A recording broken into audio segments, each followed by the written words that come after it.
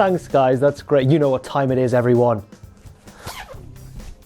It's time for Wrestlers of the Week! That's right, it's Jack from Cultaholic.com, and it's my favourite time of the week because it's time to take a look at all of the wrestlers of the week, the top 10. But, well, we've had a bit of a mixed bag of everything this week, really. We've had storylines, we've had wrestling matches, we've had neck injury, nearly big neck injury things going on. But most importantly of all, if you haven't seen the results of day 3 of WXW's 16 karat gold tournament and you don't want to, then watch that first when it drops and then watch this video, because I didn't know what to do, right? The first 2 nights of the WXW tournament dropped and the third one hasn't yet, but because it's all one tournament, I didn't want to break up the weeks that it was on Wrestlers of the Week. It was a whole logistical thing, right? I've decided I'm just going to include the whole tournament because Matthew went and he's given me his expert opinion as well. So we'll just see how it goes. But yes, if you want to avoid the results of night 3, do look away now. Now, first of all, let's take a look at some honourable mentions. First of all, Will Ospreay. He's not made it on the list, everyone rejoice, no more points for Ospreay.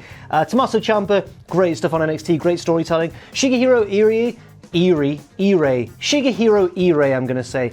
He won the Ambition tournament in WXW. It's not part of the main 16 karat gold tournament, but it is the shoot style tournament, sort of matinee show that goes on one of the afternoons, and he won it. So big congrats to him. He's a big lad and he's bloody terrifying. Tony Nese and Drew Gulak had a good match on 205 Live. Taichi had a really good match in New Japan, and Nagata as well this week. David Starr, really good match in 16 karat gold. Alexander Wolf came back to 16 karat gold and got a huge pop. The guy from Sanity. Remember Sanity? Remember Sanity? Do you remember Sanity? They used to be on NXT, they're on SmackDown. Remember Sanity? Big shout out to the guy who recommended Alexander Wolf. Actually, that was via Twitter from Big Nick16. Big Nick16. So big. Now on to my top 10 wrestlers of the week. And number 10 is a young gun from the streets who's coming up to be a big dog in the world of pro wrestling. It's Shota Umino. Now, if you've never heard of Umino, that picture right there is him punching Hiroshi Tanahashi in the face, just maybe a forearm to adhere to the mystical rules of wrestling, of course. But basically, Umino is a young lion in New Japan. He's on the up, he's coming up through the ranks and everything, and has a hell of a lot of promise. He's already very good. He's only going to get better, and it's really exciting to see what he's going to do in the future. This was his first big match, like the biggest match of his career, against Tanahashi of all people, in the first round of the New Japan Cup. No, he didn't win, but the fight he showed, and the spirit, and the wrestling expertise as well, and the technical ability was all superb. Very exciting times to be a fan of New Japan, especially if you're going to stick with them for the long haul and see guys like Umino come through and see what they do in the future. This is the same path that so many have taken. Tanahashi himself, Nakamura, Shibata, all these guys have kind of had that same sort of expectation laid upon them at a young age like Umino. He's also the son of bloody Red Shoes, the referee. Red Shoes didn't help him out at all in the match. In fact, he was very fair, very down the line, which you've got to commend, really, in a way. Number 9 is Johnny Gargano because of NXT this week and the wonderful storytelling. All tinged with a bit of sadness, really, because we already know, thanks to the news of Tommaso Ciampa's neck surgery, that it's not all going to come full circle. We're not really going to see the pair clash at NXT TakeOver New York, as many of us thought was going to be the course of action.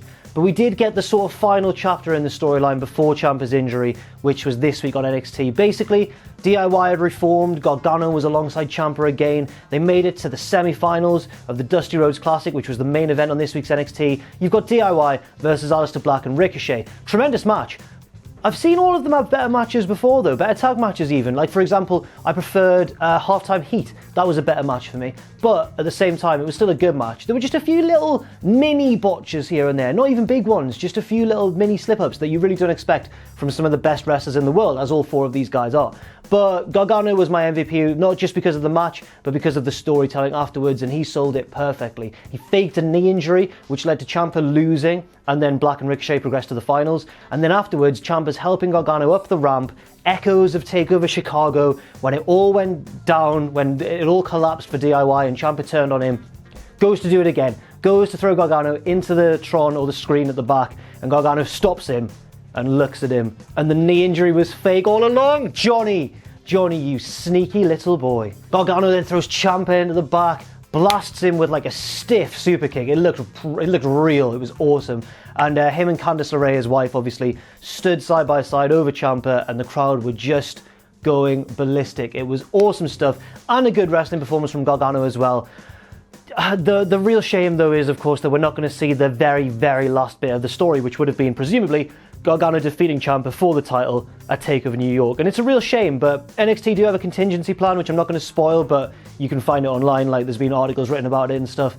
But for now, I think it's just such a frustrating shame to see the story end this way. And hopefully Ciampa recovers well, and hopefully we do get a proper resolution however far down the line. Next up, a man in a very tight spot this week who managed to win the crowd around despite being in a very difficult position, Mustafa Ali. Now, if you watched Fastlane, you'll know that there were some shenanigans going on because Vince McMahon's a dick, right? No, can I say that? Are we alright saying that on YouTube? But yes, if you watch Fastlane, you'll know there were some shenanigans going down. Vince McMahon said he was going to put Kofi in the match, then he didn't put Kofi in the match, and then Mustafa Ali got put in the match. And that doesn't totally make sense to me storyline-wise. Like, why does Vince... It hasn't been explained why Vince prefers Ali over Kofi Kingston, for example, but at the same time, Ali was in a very sticky situation because he came out as this big rookie babyface getting a title shot in a triple threat against Kevin Owens and Daniel Bryan, and the crowd all booed him because he wasn't Kofi Kingston.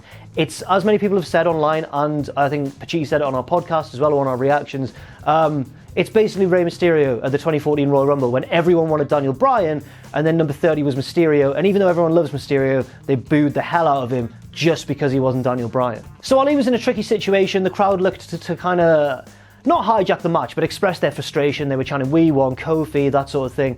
But Mustafa Ali won them round by wrestling his arse off. This was an excellent performance. It's like if you took Mustafa Ali from last year when he picked up an outrageous number of Wrestler of the Week points for a 205 Live superstar, when he was having insane matches like week in and week out, and you put him in a main event, well, it wasn't the main event, but in a main pay-per-view match.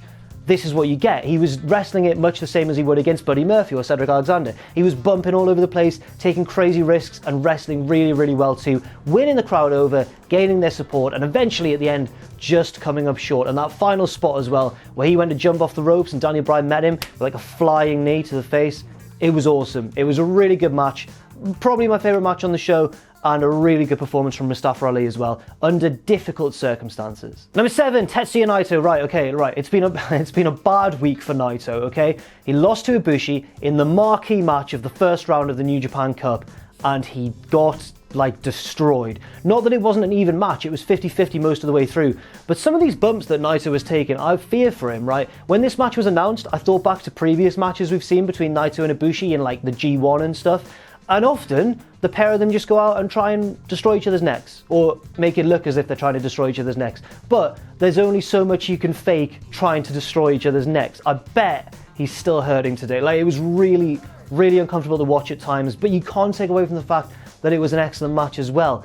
But there's one point where Ibushi drops Naito on his neck with, I'm sure it was planned, like, I'm not saying that he did it to harm him or that he wasn't expecting it, but he drops him with, I think it was called the Ibushi driver. It's basically like a tiger driver, but on the neck. And I just watched it and I thought, oh, that is grim. I think it might have been an old like Misawa move or something, but Naito manages to tuck his neck as he takes it, but he still comes down like right on the back of his neck. If he hadn't moved his head, he'd have landed right on the top of his head, could have like compressed his spine. It was grim. It was really, really uncomfortable. But also, if you try and, I guess, just watch this match in a vacuum on its own, it worked in the context of the match. It was an impressive spot. It played into the story of the match, but Christ, don't be doing that too often, Naito, mate. I want to see you keep wrestling for a long time. So yeah, bad week for Naito, but he does pick up some points. I want to say, I don't like to brag, but I did call this. I do think Ibushi's going to go pretty far in the tournament. I don't think he's going to win it necessarily, but I think he might reach like the final, for example. But in terms of Naito, what's next for him? Who's he going to feud with next? He's not in the tournament anymore. I'd be very intrigued to see who Naito matches up with in the future. Right, now it's time to get to the first of the 16 karat tournament people on this list. I'll give a brief sort of introduction to 16 karat gold, right? 16 karat gold is arguably Europe's most prestigious indie wrestling tournament, alongside, I'd argue, maybe Super Strong Style 16 in Progress, which is in May. But this one, in Germany, for the German promotion WXW, features imports from all around the world, as well as some WXW regulars as well. It's the promotion that Volta's come from, it's the promotion that Timothy Thatcher, you might have heard of, has come from, Axel Dieter Jr., I can't remember his, I think it's Axel Tischel maybe, in WWE now. Various European guys have come through the ranks at WXW, and it's really prestigious. Now, this tournament is like a 16-man single elimination tournament, dead simple, but it often throws up some really, really good matches. So with that in mind, my number 6 this week is an entrant in that tournament, and a man you've probably heard of before, Phoenix. Now, Phoenix only got to the quarterfinals. Like, he won in the round of 16, defeating Rey Horus, who I often get confused with Phoenix. Or is it Flamita that I get him confused with? Or Bandido? No, it's not Bandido. I know which one he is. I know which one all of them are. I just have to think a little bit in my brain. I just have to go, which one's Rey Horus? Which one's Flamita? It often works out. I Google it before I come in the studio. But back to Phoenix, who we might be more familiar with as, you know, one of the stars of Lucha Underground, the brother of Pentagon, one half of arguably one of the best tag teams in the world today. But in singles action, yes, he defeated Rey Horus in a decent match in the first round. Second round, he came up against Volta and had arguably the match of the tournament. This match I've seen rated very highly across the board online. Watched it myself because Night 2 is online right now, and it was wicked. Loved it. One little thing was that Phoenix's mask came off at one point, and it did sort of slow the match a little bit. They had to delay while they fetched a replacement mask from the back, but at the same time, they did sort of incorporate it a little bit, and as well, it was kind of thrilling in a way. It made it seem a bit real. So I don't know whether it took away from the match or added to it. I think if it hadn't happened at all, the match would probably have been even smoother and even better because of it. But I don't necessarily think it was a huge negative. I still think, on balance, it was probably the best match of the tournament that I've seen. But now we're going to step away from WXW for a little bit, back to New Japan, because we've got to talk about the man who nearly murdered Tetsuya Naito this week, Kota Ibushi. As I mentioned, right, Ibushi and Naito had an excellent match. The best match of the first round, also very difficult to watch, but Ibushi is on form. And I forget that he's coming kind of towards, not the end of his career, but he's coming towards the latter stages. I think he's mid to late 30s, even though he looks about 17. He's a really, really young looking guy, but he's actually very experienced. He wrestles so smoothly, he's just awesome. But what I want to talk about Ibushi for is, I've already talked about the match with Naito, but what I want to talk about Ibushi specifically for is the fact that I don't think he's going to win the New Japan Cup. I think that'll be Okada, but I think that Ibushi is in line for a monster push. I think that this year could be the year of Ibushi. Could he win Wrestler of the Week, Wrestler of the Year? Maybe he could. I can foresee some matches in the future where he's going to pick up some serious points.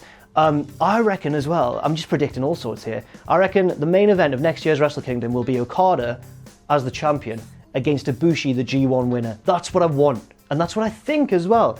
But then I mentioned this on Twitter, and someone put, but Jack, how does Jay White play in all of this? And I was like,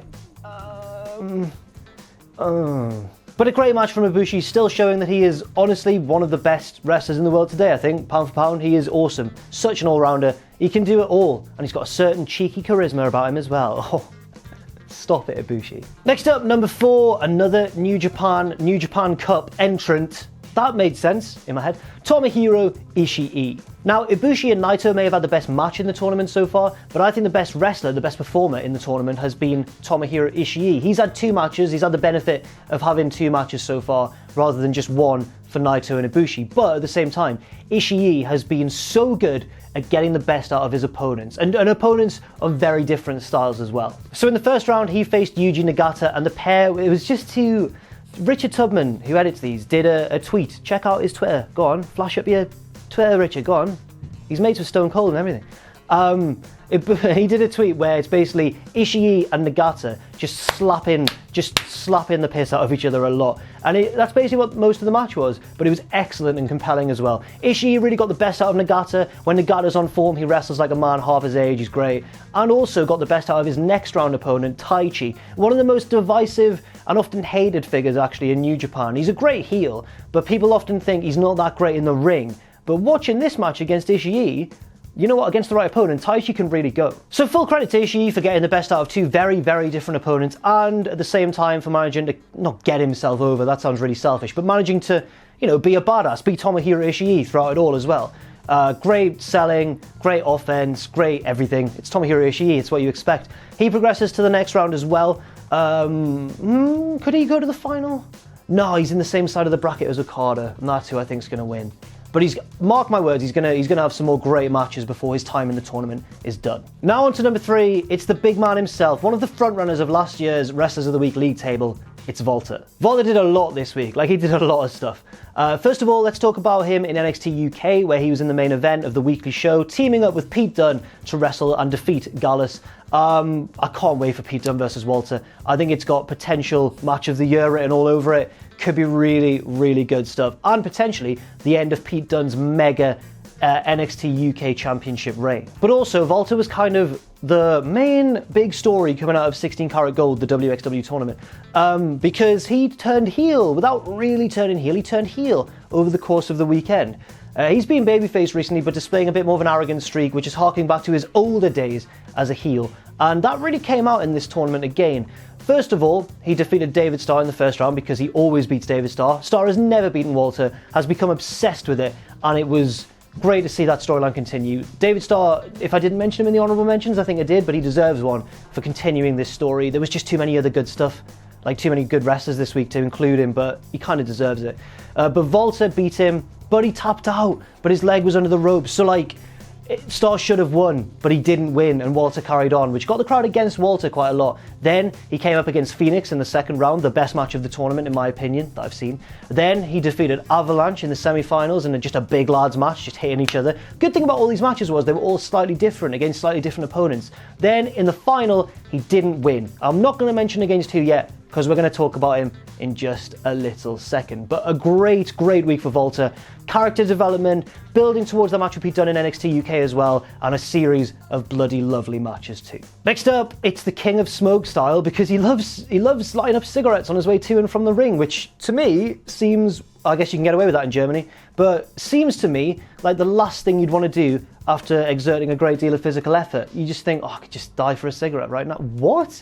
He must be gasping air. It's Bobby Guns anyway, Bobby Guns. So Bobby Guns, right, he was a bit of a dickish heel in WXW, but one that you could tell was going to turn babyface at some point because he's just so charismatic and so over with the crowd, kind of in a Kevin Owens way. Not that he looks or wrestles like Kevin Owens, but in that way where he's so smarmy and so funny about it that you can just tell that everyone loves him. Eventually he did turn babyface, and he had a title match over 16 Karat Gold weekend against the champion of WXW. If you don't know who it is, I'm going to say his name now and it's brilliant.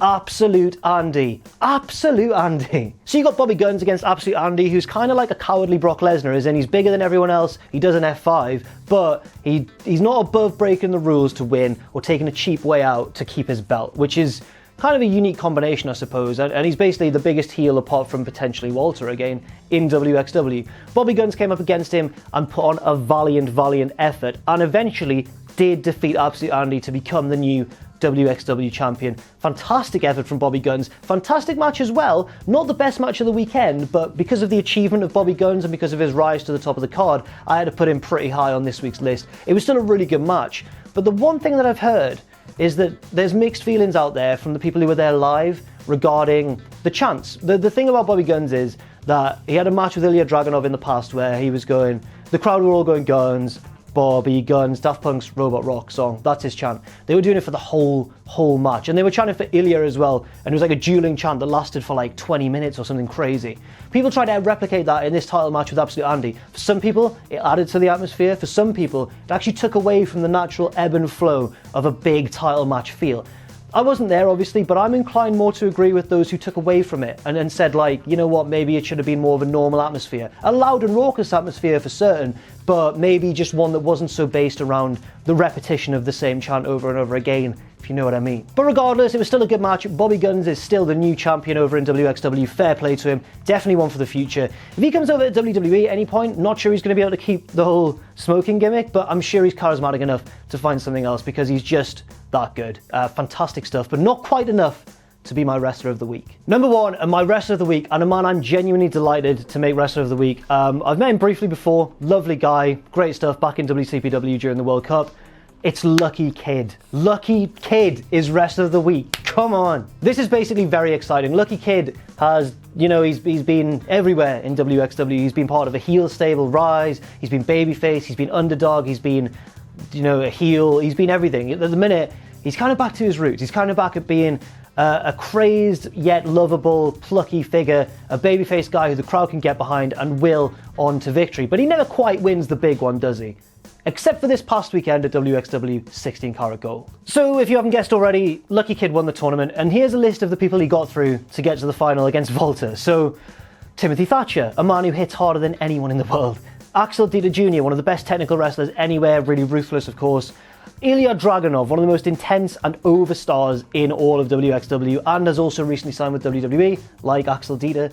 And in the final he beat Walter, the Giant. I mean, That is like, Lucky Kid is like the main character in Mike Tyson's Punch-Out. You know, what's he called? Is it Lil Mac? That's him taking on this succession of just bigger, badder monsters, and he beats all of them, goes all the way to the final. It's a classic story, but one done so well, and a lot of the matches were really excellent too. I think looking at it, the best match was probably the final against Volta, just because it was the huge win and everyone was like, oh my god. But even that first round match against Timothy Thatcher had a lot of value in the crowd reaction, because everyone was expecting this to maybe be Thatcher's year, that he was going to win the whole thing, and he got knocked out in the first round by Lucky Kid. And Lucky Kid's expression when he's beat him and he's selling the shock of actually having done it is priceless. And it only escalated throughout the tournament all the way up to that big final victory over Volta. Great stuff from Lucky Kid. If you haven't seen him, check him out, because he is really a ball of energy in the ring and a really solid all-round worker as well. Great stuff. 10 points to him. Lucky Kid is my wrestler of the week. So let's take a look at the old league table. The main change at the top is that Johnny Gargano has jumped ahead of Ricochet and Kofi Kingston. And remember that at last year's Double Points Mania special episode, he won that and picked up 20 points. So if he repeats the trick this time around,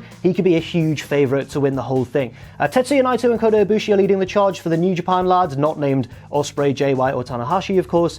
And Lucky Kid appears somewhere down the bottom alongside the other guys sat on 10 points like Daniel Bryan, Hideo Itami and Titan, all of whom have won one Wrestler of the Week episode, but gain no further points elsewhere. Come on lads, pick up the pace. Thanks very much for watching, and let us know what you think in the comments section down below. You can follow Cultaholic on Twitter at Cultaholic and on Facebook at facebook.com/Cultaholic. If you enjoy what we do, then please do check out our Patreon, patreon.com/Cultaholic, where you can pledge. And don't forget, of course, most importantly of all, to hit subscribe and to join us.